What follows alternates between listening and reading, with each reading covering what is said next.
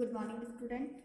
आज हम कक्षा 10 के पार्ट 2 कवि तुलसीदास द्वारा रचित रामचरितमानस के बालकांड से लिए गए लक्ष्मण परशुराम संवाद के आगे के दोहे के बारे में हम पढ़ेंगे। हमने पिछली कक्षा में कवि परिचय और प्रथम दोहे के बारे में पढ़ा था। आज दूसरे दोहे के बारे में पढ़ते हैं। प्रस्तुत दोहा कवि तुलसीदास द्वारा रचित है, जो कि रामचरितमानस के बालकांड के लक्ष्मण परशुराम संवाद से लिया गया। जब सीता स्वयंवर में श्री राम और लक्ष्मण दोनों पहुंचे थे तो शिव धनुष श्री राम के द्वारा तोड़ने पर परशुराम ने अत्यधिक क्रोध किया और क्रोध करने पर लक्ष्मण और परशुराम के बीच में विवाद चला, जिससे परशुराम के वचनों का जो जवाब दिया लक्ष्मण ने अत्यंत व्यंग्यपूर्ण दिया।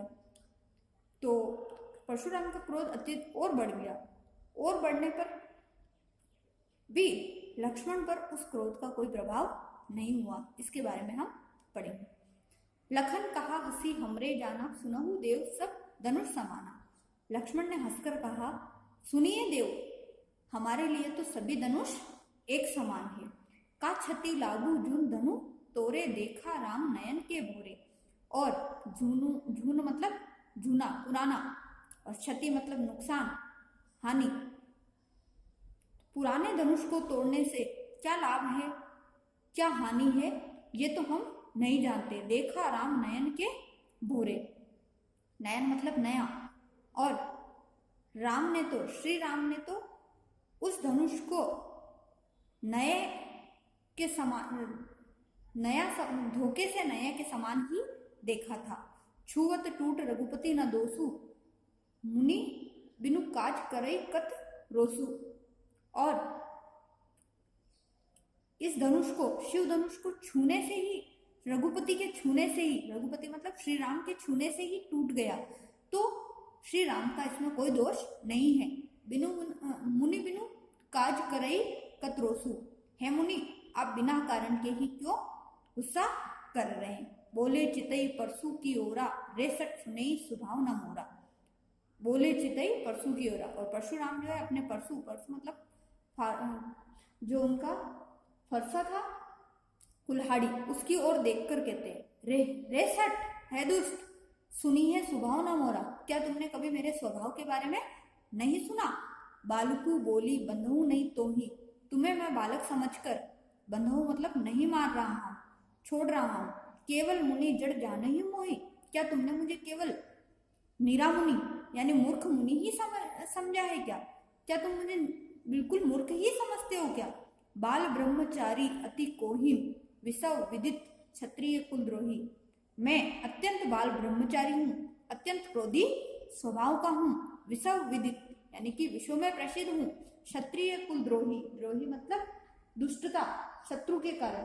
तो अपने क्षत्रिय कुल का शत्रु होने के कारण मैं पूरे विश्व में प्रसिद्ध हूँ। भुज बल भूमि भूप बिनु किन्ही, विपुल बार महिन देहम दिनहि। तो भूमि मतलब पृथ्वी, भूप मतलब राजा, और महिन देव मतलब ब्राह्मण।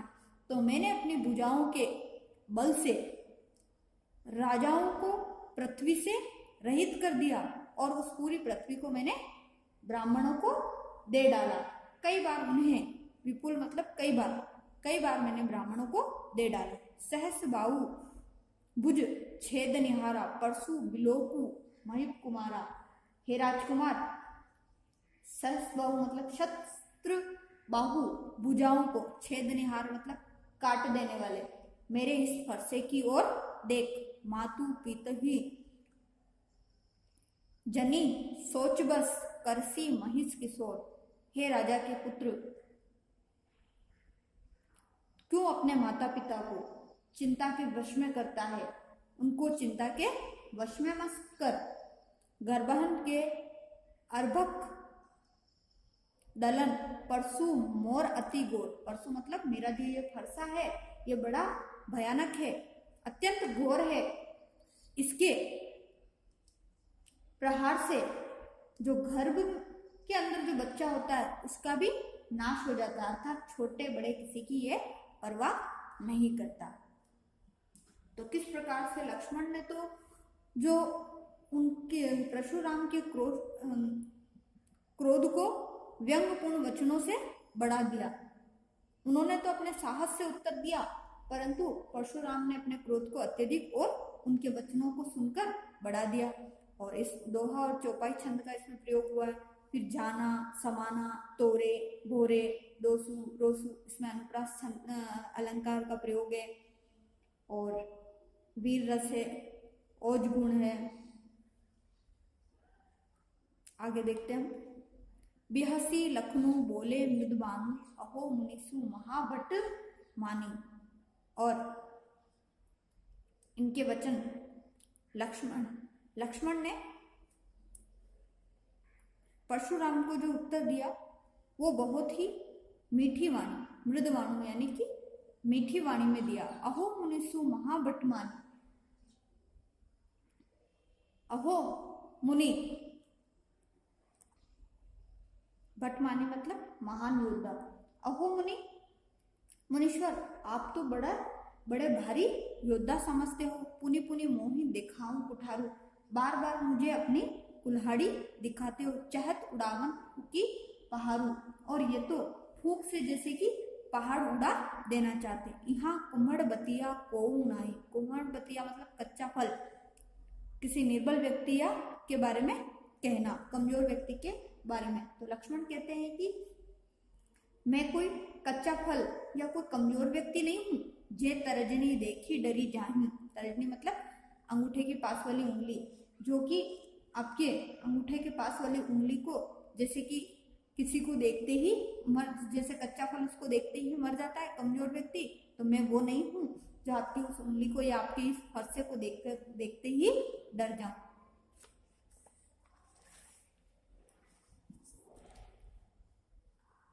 देखी कुठारू सरासन बाना, मैं कछु कहा सहित अभिमाना। और मैंने तो जो कुछ भी कहा है तुम्हारे इस कुठारू मतलब कुल्हाड़े और को देखकर कहा है। कछु कहा सहित अभिमाना, और तुम्हारा जो ये अभिमान है ये बता रहा है, मुझे कहने पर मजबूर कर रहा है। तुम क्योंकि बार बार अपने फरसे के लिए मुझे फरसे के बारे में बता कर मुझे डरा रहे हो। भृगु सुत समुझी जनेऊ बिलोकी, जो कछु कहू सहु रिस रोकी। तो मैं तो आपके कुल्हाड़े और धनुष बाण को देखकर ही, आपके अभिमान को देखकर ही मैं कह रहा हूं। हे भृगुवंशु, यानी कि उनके परशुराम के लिए कहा गया कि आप जो कुछ भी कहते हैं वो मैं अपने गुस्से को रोककर सह लेता हूं। सुर मैसूर हरिजन अरु घाई। सुर मतलब देवता ब्राह्मण और भगवान के भक्त पर हमारे कुल में अपनी वीरता का प्रदर्शन, हमरे कुल इन्ह पर न सुराई। इन पर हमारी किस पर? देवताओं पर, ब्राह्मणों पर, हरि के जनों पर हमारे जो कुल है, लक्ष्मण कहते हैं कि हमारा जो कुल है वो, उस कुल के जो व्यक्ति है वो अपनी वीरता का प्रदर्शन देवता, ब्राह्मण और भगवान के भक्त इन लोगों पर नहीं करते। बंधे पापू अब करीति हारे, मारतू पा परई तुम्हारे। क्यों? क्योंकि इनको मारने से तो हमें पाप लगता है और इनसे हार जाने पर हमारी अपकृति होती है। अपकृति मतलब हमारा अपमान होता है। कोटि पुलिस सम वचनु तुम्हारा, व्यर्थ धरहूं धनुबान कुठारा। और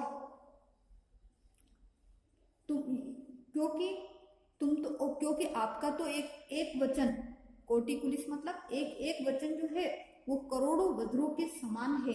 धनुष बाण और कुल्हाड़ा तो आप व्यर्थ में ही धारण कर रहे हो, यानी कि आपके वचनों को सुनकर ही, आपके जो ऐसे कठोर वचन है उनको सुनकर ही मानो कि जैसे कि आप हमें इस तरीके, आपके ऐसे वचन कहकर ही ऐसा लग रहा है कि जैसे आप हमें इस तरीके से डरा रहे हो। तो आपको ये जो धनुष बाण और कुल्हाड़ा है ये तो शोभा नहीं दे रहे हैं, आपने तो इनको व्यर्थ में ही धारण कर रखा है। जो बिलोकु अनुचित कहेउ शमऊ महाधुनि धीर। बिलोकु मतलब आपके जो ये धनुष बाण देखकर मैंने अगर आपको कुछ भी अनुचित यानी कि बुरे शब्द कह दिए हैं या जो उचित नहीं है वह कह दिया है, तो हे मुनिधर, हे महामुनि, आप मुझे क्षमो मतलब क्षमा कीजिए। सुनी सरोस भृगु वंश मणि बोले गिरा गंभीर। और इस प्रकार से भृगु वंशमणि परशुराम के लिए कहा गया, जो अत्यंत क्रोध में थे, वो लक्ष्मण की ऐसी बातें सुनकर गंभीर वाणी में बोलने लगे। तो इसमें भी वीर रस है, ओज गुण है। और जब लक्ष्मण ने उनके स्वर में व्यंग करते हुए परशुराम को बताया और अपने वंश में उन्होंने बताया कि ब्राह्मणों पर हथियार नहीं उठाए जाते हैं, शस्त्र नहीं उठाए जाते हैं, तो ऐसी बातों को सुनकर परशुराम भी थोड़े गंभीर हो गए। तो आज हमने जो 2 पद पढ़े उनकी व्याख्या आपको नोटबुक में लिखनी है। नेक्स्ट हम नेक्स्ट क्लास में पढ़ेंगे।